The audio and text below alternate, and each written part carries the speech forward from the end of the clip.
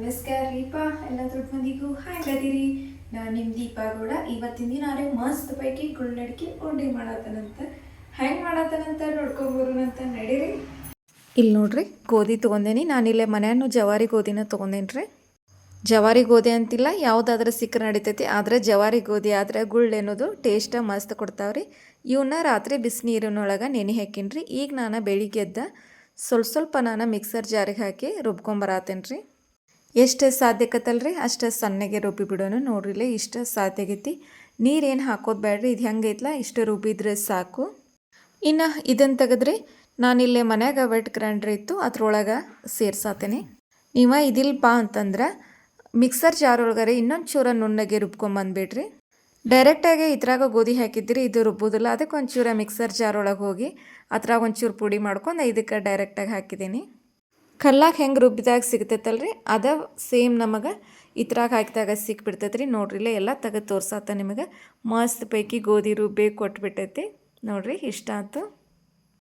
ಇದನ್ನು ಮಾಡ್ಬೇಕಂದ್ರೆ ಒಂಚೂರು ಬೆಳಿಗ್ಗೆ ಜಲ್ದಿನೇ ಎದ್ಬಿಟ್ಟಿನಿ, ಯಾಕಂದ್ರೆ ಇದ್ರ ಕೆಲಸ ಭಾಳ ಲೆಂತಿ ಐತ್ರಿ. ಅದಕ್ಕೆ ಇಲ್ಲಿ ನೋಡ್ರಿ ಇಷ್ಟ ಆಯಿತು. ಫೈನಲಾಗಿ ಎಲ್ಲ ರುಬ್ಬಿದಿಂದ ನನಗೆ ಇಷ್ಟ ಗೋಧಿದ ಸಿಕ್ತು. ನಾನಿಲ್ಲಿ 1 kg ಅಳತಿದ ಮಾಡತ್ತೇನೆ ರೀ. ಇದನ್ನ ಇನ್ನು ದೊಡ್ಡ ಬುಟ್ಟಾಗ ಹಾಕೊಂಡ್ರೆ ಇದಕ್ಕೆ ಸ್ವಲ್ಪ ನೀರು ಹಾಕ್ರಿ. ಇದ್ರೊಳಗೆ ಬರುವಂಥ ಈ ಬಿಳಿ ಕಲರ್ ಏನು ಹಾಲು ಅದಾವಲ್ರಿ ಇವನ್ನಷ್ಟೂ ನಾವು ತೆಗೆದುಬಿಡೋನು. ಬರೋಬ್ಬರ್ರಿ 5 ರಿಂದ 6 ಸಾರಿ ನನಗೆ ಈ ರೀತಿ ನೀರು ತೆಗ್ದೇನೆ ರೀ. ಯಾಕಂದ್ರೆ ಫಸ್ಟ್ ಹಾಲು ಏನು ಬರ್ತಾವಲ್ಲ ಅದನ್ನು ಎತ್ತಿಟ್ಬಿಡೋಣಂತ. ಆ ಥರ ಬೇರೆ ಏನಾರ ದೋಸೆ ಮತ್ತು ಹಲ್ವಾ ಮಾಡೋಕೆ ನಡಿತೈತಿ. ಫಸ್ಟ್ ಹಾಲು ಬಂದಿದ್ದು ರೀ ಸ್ವಲ್ಪ ಮಂದಗೆ ಇರ್ತಾವೆ. ಸೆಕೆಂಡ್ ಬಂದಿದ್ದು ತಿಳು ಭಾಳ ಇರ್ತಾವೆ ರೀ. ಹೀಗಾಗಿ ಫಸ್ಟ್ ಬಂದಿದ್ದು ಒಟ್ಟು ತೆಗೆದಿಟ್ಟು ಸೆಕೆಂಡ್ ಬಂದಿದ್ದು ಎಲ್ಲ ರೀ ಏನು ವೇಸ್ಟ್ ಮಾಡೋದಿಲ್ಲ. ಮನ್ಯಾಗ ದನ ಕರ ಅದಾವೆ ಅವಕ್ಕೆ ಇಟ್ಬಿಡೋಣಂತ. ನೋಡಿರಿ ಇಷ್ಟ ಆಯಿತು. ಇನ್ನು ಇದನ್ನೆಲ್ಲ ರೀ ಪೂರ್ತಿಯಾಗಿ ನಾವು ಈ ರೀತಿ ನುರಿಯಾಗಿ ಹಿಂಡಿ ಹಾಲು ತೆಗೆದುಬಿಡೋಣಂತ. ಈ ಉಂಡೆ ಮಾಡ್ಬೇಕಂದ್ರೆ ಪೇಷನ್ಸ್ ಅನ್ನೋದು ಭಾಳ ಅಂದ್ರೆ ಭಾಳ ಬೇಕಾಗತ್ತೆ. ಯಾಕಂದ್ರೆ ಬೆಳಗಿಂದ ಹಿಡಿದು ರಾತ್ರಿವರೆಗೂ ಈ ಕೆಲಸ ಹಿಡಿದು ಬಿಡ್ತೈತೆ ನೋಡ್ರಿ. ಇದೇ ರೀತಿ ರೀ 5 ರಿಂದ 6 ಬಾರಿ ನಾ ತೊಳೆದಾಗ ನನಗೆ ಇಷ್ಟ ಗೋಧಿ ಅನ್ನೋದು ಸಿಕ್ತ್ರಿ ರುಬ್ಬಿದ್ದ. ಇನ್ನು 5-6 ಬಾರಿ ಅದನ್ನು ತೊಳೆದಿಂದ್ರೆ ಇತ್ರಂದ ಸ್ವಲ್ಪ ನಾನಿಲ್ಲೇ ಗೋಧಿ ರುಬ್ಬಿದ್ದು ತೊಗೊಂಡ್ರಿ. ಸಣ್ಣಗೆ ನಾ ಇಲ್ಲೇ ನಳ ಚಾಲು ಮಾಡಿದ್ದೇನೆ ರೀ. ಅದ್ರ ಬುಡಕ್ಕೆ ಈ ರೀತಿ ಹಿಡಿಯತ್ತೀನಿ. ಯಾಕಂದ್ರೆ ಇದ್ರ ಒಳಗಿಂದ್ರಿನ ಕಡ್ಡಿ ಕಸರು ಗೋಧಿ ಶೆಪ್ಪಿ ಎಲ್ಲ ಹೋಗಿ ನಮಗೆ ಬಬ್ಬಲ್ಗಂತರ ಹಿಟ್ಟಷ್ಟ ಸಿಗಬೇಕು ನೋಡ್ರಿ. ನೋಡ್ರಿ ನಿಮಗೆ ಜೂಮ್ ಮಾಡಿ ತೋರಿಸ್ತೇನೆ ಎಷ್ಟು ಸಿಕ್ಕಾಗ ಕರೆಕ್ಟಾಗಿ ಹಾಕತ್ತಂತ. ನೋಡ್ರಿಲ್ಲೇ ಇಷ್ಟ ಆಯಿತು. ಈ ರೀತಿ ಬಬ್ಬಲ್ ಗಮ್ ಥರ ಸಿಗಬೇಕು. ಇನ್ನು ಇದ್ರೊಳಗೆ ಸ್ವಲ್ಪ ಇದ್ರೆ ಇನ್ನೂ ಒಮ್ಮೆ ತೊಳೆಯಬೇಕಾಕತಿ. ಇಲ್ಲಿ ನೋಡ್ರಿ ಫಸ್ಟ್ ನೋಡಿದಾಗ ಇಷ್ಟು ಇತ್ತಲ್ಲ, ಇನ್ನು ಎಲ್ಲಾನು ಸ್ವಲ್ಪ ತೊಳೆದಾಗ ನನಗೆ ಫೈನಲ್ ಆಗಿ ಸಿಕ್ಕಿದ್ದ ಇಷ್ಟು ಸಿಕ್ತು ನೋಡ್ರಿ. ಇನ್ನು ಇದನ್ನು ಲಾಸ್ಟ್ ಬಾರಿ ಒಮ್ಮೆ ಮತ್ತೆ ತೊಳೆಯತ್ತೇನೆ ರೀ. ಮತ್ತು ನಳ ಸಣ್ಣಗೆ ಚಾಲು ಇಟ್ಟ ಈ ರೀತಿ ತೊಳೆದಿವಂದ್ರೆ ನೋಡ್ರಿ ಅಲ್ಲೇ ಗೋಧಿ ಕಾಣತ್ತಾವ ನಮಗೆ. ಗೋಧಿ ಶೆಪ್ ಅನ್ನೋದು ಈ ರೀತಿ ಪೂರ್ತಿಯಾಗಿ ಹೋಗತ್ರಿ. ಇದನ್ನು ತೊಳಿಬೇಕಂದ್ರೂ ರೀ ನೀರು ಭಾಳ ಅಂದ್ರೆ ಭಾಳ ಬೇಕಾಕವು. ನೀರು ನೋಡ್ಕೊಂಡನ ತೊಳ್ಯಾಕ ಕುಂಡ್ರಬೇಕಪ್ಪ ಇದನ್ನು. ಯಾಕಂದ್ರೆ ಇದ್ರ ಕೆಲಸ ಅಂತದೈತೆ ನೋಡ್ರಿ. ಕೆಲಸ ಭಾಳ ಆಕತ್ತಂತ ಬಿಡಾಕೆ ಹೆಂಗೆ ಬರ್ತೈತಿ ಹೇಳಿ ನೋಡು. ವರ್ಷದಾಗೊಮ್ಮೆ ಪಂಚಮಿ ಬರೋದ್ರಿಂದ ರೀ ಒಮ್ಮೆರ ಮಾಡ್ಕೊಂಡು ತಿಂದ್ರೆ ನಮಗೂ ಮನಸ್ಸಿಗೆ ಸಮಾಧಾನ ಅನ್ನಿಸ್ತೈತಿ.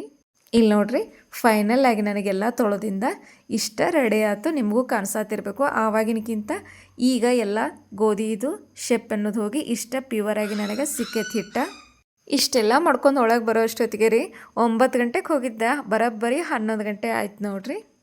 ಇನ್ನು ಇದನ್ನು ರೀ ಈ ರೀತಿ ಒಂದು ಚರಿಗಿಗೆ ಹಾಕಿ ಇಟ್ಬಿಡೋನು. ಯಾಕಂದ್ರೆ ಅದ್ರೊಳಗಿಂದ ಇನ್ನೂ ನೀರಿನ ಅಂಶ ಇತ್ತಂದ್ರೆ ಎಲ್ಲ ಜಾರಿ ಹೋಗಿಬಿಡ್ತೈತಿ. ಅಲ್ಲಿವರೆಗೂ ರೀ 1 kg ಗೋಧಿದೇನು ಮಾಡಿದ್ನಲ್ರಿ, ನನಗೆ ಆ ಅಳತಿಲೇ ನೋಡ್ಬೇಕಂದ್ರೆ ಇಲ್ಲಿ ವಾಟೆ ತೋರಿಸಿಲ್ಲ. ಆ ವಾಟೆಲೆ ನಾನು 1 ವಾಟೆ ಸಣ್ಣ ರವಾನ ಅಡುಗೆ ಎಣ್ಣೆ ಹಾಕಿ ಕಲಿಸಿಡಾತೇನೆ ರೀ. ನಾವು ದಿನನಿತ್ಯ ಅದನ್ನು ಬಳಸ್ತೀವಲ್ಲ ಅದೇ ಎಣ್ಣೆ ಹಾಕಿ ಸ್ವಲ್ಪ ನಾನಿಲ್ಲೇ ಕಲಸಾತೀನಿ. ಭಾಳ ಹಾಕೋಬೇಡ್ರಪ್ಪ, ಸ್ವಲ್ಪ ರವೆ ಮುನುಗು ಅಷ್ಟಾದರೆ ಸಾಕು ನೋಡ್ರಿ. ಇನ್ನು ಇದೆಲ್ಲ ರೀ ಒಂದು ಅರ್ಧ ತಾಸು ಪೂರ್ತಿ ನೆನಿಲಿ. ಇದು ಅರ್ಧ ತಾಸು ನೆನಿತೈತಿ. ಮತ್ತು ನಾವು ಚರ್ಗಿಗೇನು ಹಿಟ್ಟು ಹಾಕಿದ್ದೇವಲ್ರಿ ಅದು ಎಲ್ಲ ನೀರು ಬಿಟ್ಬಿಡ್ತೈತೆ ರೀ. ಇನ್ನು ಒಂದು ಅರ್ಧ ತಾಸು ಆದಿಂದ್ರೆ ಆ ಹಿಟ್ಟೆಲ್ಲ ತೆಗಿಯತನ ಈಗ. ಇನ್ನು ಈ ಹಿಟ್ಟಿನೊಳಗೆ ರೀ ನಾವು ರವೆ ಮಿಕ್ಸ್ ಮಾಡಿ ಇನ್ನು ಐತೆ ನೋಡ್ರಿ ಪದ್ಧತಿ ಕೆಲಸ ಅಂದ್ರೆ. ಇಷ್ಟೋ ಮಟ್ಟದ ಒಂದು ಕೆಲಸ ಆದರೆ ಇನ್ನು ಮುಂದಿಂದ ಒಂದು ಕೆಲಸ ನೋಡ್ರಿ. ಆ ಗೋಧಿ ಎಲ್ಲ ತೊಳೆದ್ರಿ ಅದ್ರ ಒಳಗಿಂದ ಶೆಪ್ಪಿ ಗಿಪ್ಪಿ ಎಲ್ಲ ಹೊರಗೆ ತೆಗೆದ ಫೈನಲ್ಲಾಗಿ ಹಿಟ್ಟು ತೊಗೊಂಬಂದ್ರೆ ಈ ಹಿಟ್ಟೊಳಗೆ ರವೆ ಹಾಕಿ ಕುಟ್ಟಿ ರವೆ ಮತ್ತು ಹಿಟ್ಟು ಕೂಡ್ಸೋದೊಂದು ದೊಡ್ಡ ಸರ್ಕಸ್ ಆಗಿಬಿಡ್ತೈತೆ ನೋಡ್ರಿ. ಇನ್ನು ಮನ್ಯಾಗ ಏನಾರ ರೀ ಕಾರು ಕಲ್ಲು ಆಮೇಲೆ ಒಳಕಲ್ಲದ್ದು ಏನಾರು ರುಬ್ಬು ಕಲ್ಲು ಏನಾರ ಇದ್ರೆ ರೀ ಅದ್ರೊಳಗೆ ಹಾಕಿ ಇದನ್ನು ಈ ರೀತಿಯಾಗಿ ನಾವು ಸಣ್ಣಗರಿ ಕುಟ್ಬಿಡೋನು. ಯಾಕಂದ್ರೆ ರವೆ ಮತ್ತು ಹಿಟ್ಟು ಎರಡು ಪೂರ್ತಿ ಮಿಕ್ಸ್ ಆಗ್ಬೇಕ್ರಿ. ಇಲ್ಲಂದ್ರೂ ರೀ ಒಂದು 15ರಿಂದ 20 ನಿಮಿಷ ಈ ರೀತಿ ಕುಟ್ಟಿದೇನು ರೀ. ಎಷ್ಟು ನಾವು ಚೆಂದಾಗೆ ಕುಡ್ತೇವಲ್ರಿ ಅಷ್ಟೇ ಎರಡು ಹದವಾಗಿ ಮಿಕ್ಸ್ ಆಕ್ಕಾವು. ಹೋಗ್ರಿಪ್ಪ ಇಷ್ಟೆಲ್ಲ ಯಾರು ಮಾಡ್ತಾರೋ ಮಾಡ್ಕೊಂಡು ತಿಂತಾರೋ, ಆರಾಮ್ ನಾವು ಹಂಗೆ ಪಂಚಮಿ ಮಾಡ್ತೇವೆ ಅನ್ಬೋದು ನೀವು. ಆದ್ರೆ ನಮ್ಮ ಉತ್ತರ ಕರ್ನಾಟಕದ ಕಡೆ ಬಂದ್ರಂದ್ರೆ ಈ ಗುಳ್ಳಡ್ಕಿ ಉಂಡೇರಿ ಅದು ನಮ್ಮ ಸೌದತ್ತಿ ಹುಬ್ಬಳ್ಳಿ ಧಾರವಾಡ ಕಡೆ ಹೆಂಗೆ ಹೋಗ್ತೀವಲ್ಲ ಹಂಗಂಗೆ ಭಾಳ ಮಸ್ತ್ ಅಂದ್ರೆ ಮಸ್ತ್, ಒಬ್ರಿಗಿಂತ ಒಬ್ರು ಚಂದ ಮಾಡ್ತಾರ್ರಿ. ಪಂಚಮ್ಯಾಗ ಈ ಗುಳ್ಳಡ್ಕಿ ಉಂಡಿ ಇಲ್ದ್ರಿ ನಮ್ದು ಪಂಚಮಿನ ಕಂಪ್ಲೀಟ್ ಅನ್ಸೋದಿಲ್ಲ ನೋಡ್ರಿ. ನೀವೇನೇ ಹೇಳ್ರಿ ನಮ್ಮ ಉತ್ತರ ಕರ್ನಾಟಕದ ಮಂದಿ ಮಾಡೋಕ್ಕೂ ಗಟ್ಟಿ ತಿನ್ನೋಕ್ಕೂ ಗಟ್ಟಿ ಅಂತ ಎಲ್ಲದಕ್ಕೂ ಸೈ ಅನ್ನುವಂಗೆ ಅದಾರ ನೋಡ್ರಿ. ಇಲ್ಲಿ ನೋಡ್ರಿ ನಿಮ್ಮ ಜೊತೆ ಮಾತಾಡ್ಕೊತ ನಾನು ಅಂತೂ ಇಂತೂ ಎಲ್ಲ ಕುಟ್ಟಿ ರೆಡಿ ಮಾಡಿಬಿಟ್ಟಿದ್ದೇನೆ ರೀ. ಇನ್ನೇನೈತ್ಲ ಇದಷ್ಟು ಹಿಟ್ರಿ ಒಂದು 3 ತಾಸು ಬರೋಬ್ಬರಿ ನೆನೆದು ಬಿಡ್ರಿ. ಅಂದ್ರೆ ನಾನು 12 ಗಂಟೆಗೆ ರೀ ಎಲ್ಲ ರವೆ ಮತ್ತು ಹಿಟ್ಟು ಕೂಡಿಸಿ ಕುಟ್ಟಿ ಇಟ್ಬಿಟ್ಟೀನಿ ರೀ. ನಾನು ಕಾಳು ಕಟ್ಟಿದ್ದು ಎಷ್ಟು ಗಂಟೆಗಪ್ಪ ಅಂದ್ರೆ 3ರಿಂದ 3:30 ಸುಮಾರು ಕಾಳು ಕಟ್ಟಾತೇನೆ ರೀ. ನೋಡ್ರಿಲ್ಲ ಈ ರೀತಿ ನಾವು ಪೂರ್ತಿ ನೆನೆಯಕ್ಕಂತ ಇಟ್ಬಿಡೋಣಂತ. ಇಲ್ಲಿ ನೋಡ್ರಿ 3ರಿಂದ 3:30 ಸುಮಾರು ರೀ ನಾನಿಲ್ಲೇ ಹಿಟ್ಟು ಪೂರ ನೆನೆಸ್ಕೊಂಬಂದಿನಿ. ಎಷ್ಟು ನೆನೆದಪ್ಪ ಅಂದ್ರೆ ಈ ರೀತಿ ನಿಮಗೆ ಇಲ್ಲಿ ತೋರ್ಸಾತೆ ನೋಡ್ರಿ. ಈ ರೀತಿ ಪೂರ್ತಿಯಾಗಿ ಮ್ಯಾಲೆದ್ದು ಬಂತಂದ್ರೆ ಹಿಟ್ಟು ಪೂರ್ತಿ ನೆನೆದತ್ತಂದಂಗೆ. ಇದು ಎಷ್ಟು ನೆನೆದ ಎಷ್ಟು ಚಂದ ಹೀಗೆ ಬರ್ತೈತಲ್ರಿ ಅಷ್ಟೇ ಗುಳ್ಳನ್ನೋದು ಮಸ್ತ್ ಪೈಕಿ ಬಂದುಬಿಡ್ತಾವ್ರಿ. ಇಲ್ಲಿ ನೋಡ್ರಿ ಒಂದು ಪರಾತ್ ತೊಗೊಂಡೇನಿ, ಅದ್ರೊಳಗೆ ಸ್ವಲ್ಪ ಅಕ್ಕಿ ಹಿಟ್ಟು ಹಾಕೊಂಡ ಇವ್ನ್ರಿ ಇದ್ರೊಳಗೆ ಕಾಳು ಮಾಡಿ ಕಾಳು ಕಟ್ಟದ ಇಡಾತೇನೆ ರೀ. ಅಕ್ಕಿ ಹಿಟ್ಟು ಯಾಕೆ ಹಚ್ಚಾತೀರಿ, ಹಂಗೆ ಕಾಳು ಕಟ್ಟಿಬೋದಲ್ಲ ಅನ್ಬೋದು ನೀವು. ಆದ್ರೆ ಅಕ್ಕಿ ಹಿಟ್ಟು ಹಚ್ಚೋದ್ರಿಂದ ರೀ ಕಾಳು ಅನ್ನೋದು ಕ್ರಿಸ್ಪಿಯಾಗಿ ಕುರು ಅಂತ ಬಾಯಾಗ ಬಂದುಬಿಡ್ತಾವ್ರಿ.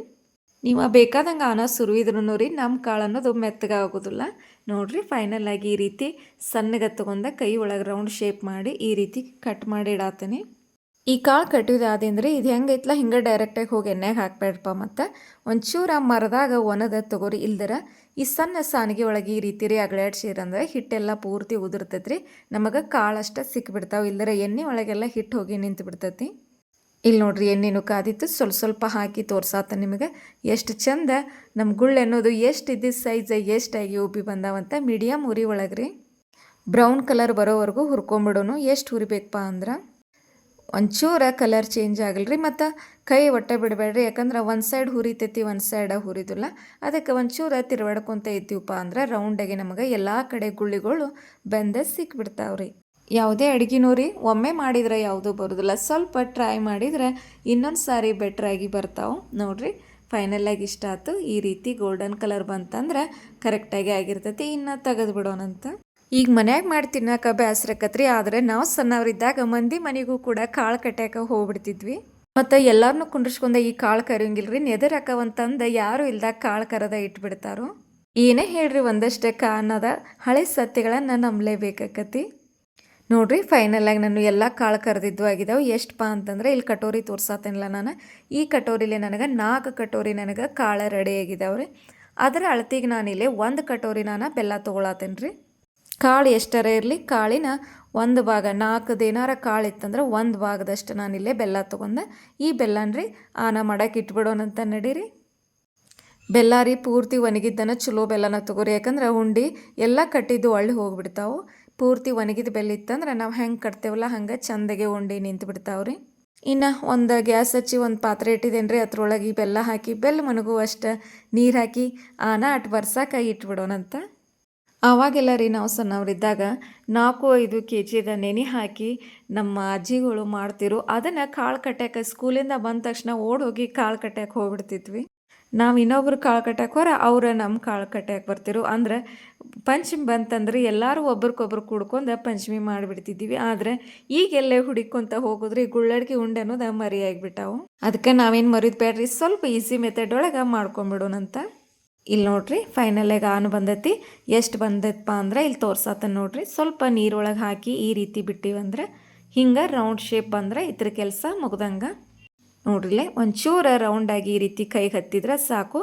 ಇದೇ ರೀ ಇನ್ನೊಂದು ಚೂರು ನೀವು ಇಟ್ರಂದ್ರೆ ಟಕ್ ಅಂತ ಸೌಂಡ್ ಬರಬಾರ್ದು ನೋಡ್ರಿ. ಯಾಕಂದರೆ ಇಷ್ಟು ಸಾಫ್ಟ್ ಇತ್ತಂದ್ರೆ ಉಂಡಿನೂ ಸಾಫ್ಟ್ ಹಾಕವು.